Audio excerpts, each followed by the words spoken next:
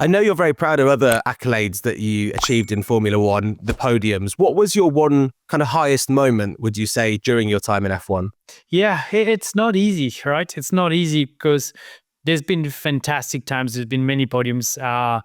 Of course, behind me, there's one of the Bahrain, which was my first podium in Formula One. And then the last one with Lotus in 2015 was pretty cool, especially when, we had so much trouble with the team financially and got on the podium. Suzuka in 2013, where I led the race for many, many laps against the Red Bull that was a lot faster. That was pretty cool as well. So yeah, I think those podiums are good. I think I was not always very lucky and I should maybe have won a couple. But we will not remake history. So yeah, those moments were cool. And then I took a new adventure with Haas and looked really good initially.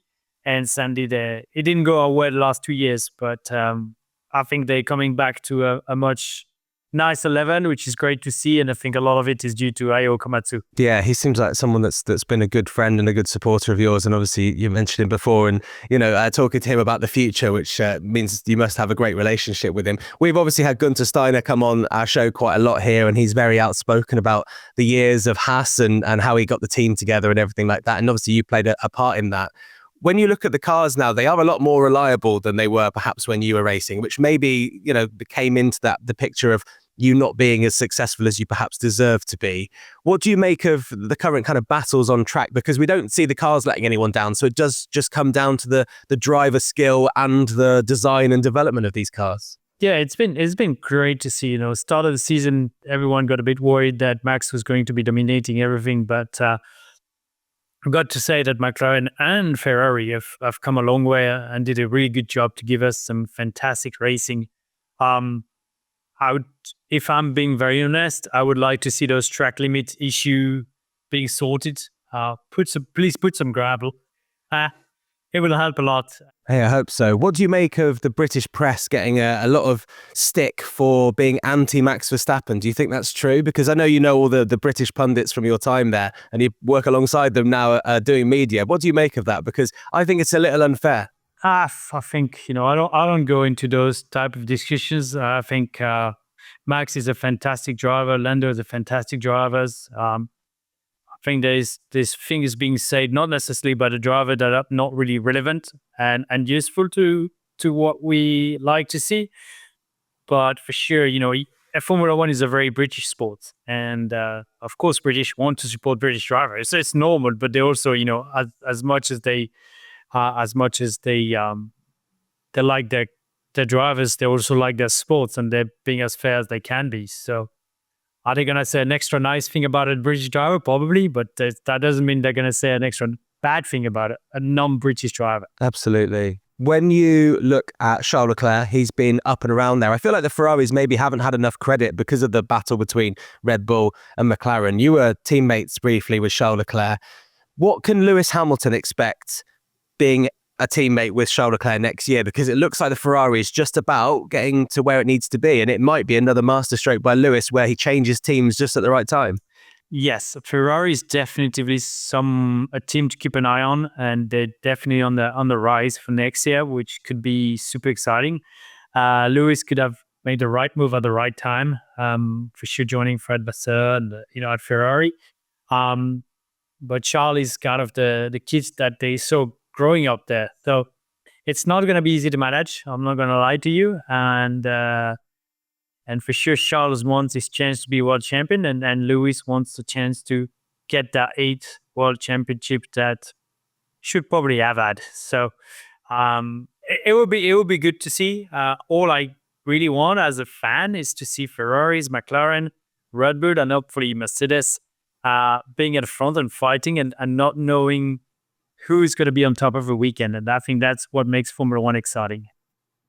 As long as they stick to the track limits, right? As long as they stick between the white line and we can put some gravel on the side of the white line, then clears the problem completely.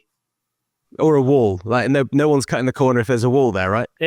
But sometimes safety needs to be taken into account. But yes, for sure, I understand the tracks that they want runoff in tarmac. It's cheaper, it's easier, it's less problem with yellow flags or red flags. But also, it's gone to a point that we have been talking about it far too much. So hopefully, we can see a solution.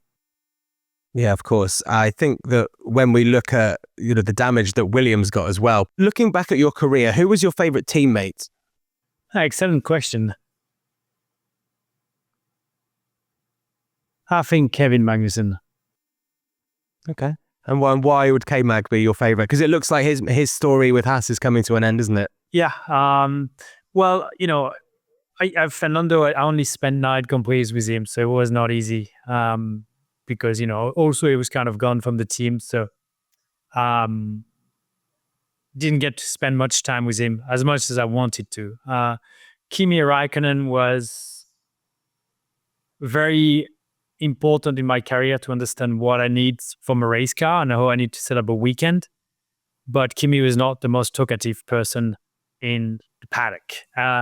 And then with Kevin, we after 2019 that we got together a few times, we cleared the air. We talked about it, and then actually we became close and respect a lot what he does for the team. He fights his way as hard as he can to always put the team forward, and is a fantastic driver. So for sure, it was great to have Kevin, and we had those stories, and bang wheels a couple of times, and I think it could have been dealt better with, and that would have helped. But then once we actually took the bulls by the horn and talk about it, the two of us, then everything was perfect. Do you think he would make a good IndyCar driver? I feel like you guys could be great teammates. Yeah, he tried a couple of times. He came and he enjoyed it. So I don't know what he wants to do next year. But yeah, for sure, he's definitely got room in racing.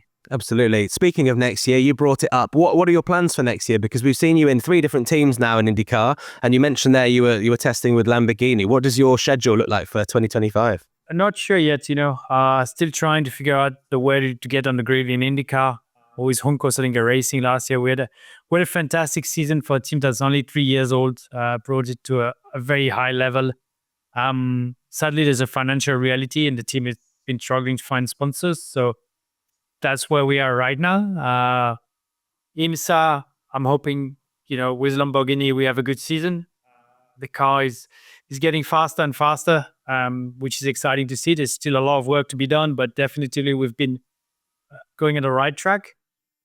So yes, I'm hoping to be on the grid in St. Petersburg in Florida for IndyCar, and before that I've been Daytona for the 24 hours with the GTP, and that should be exciting.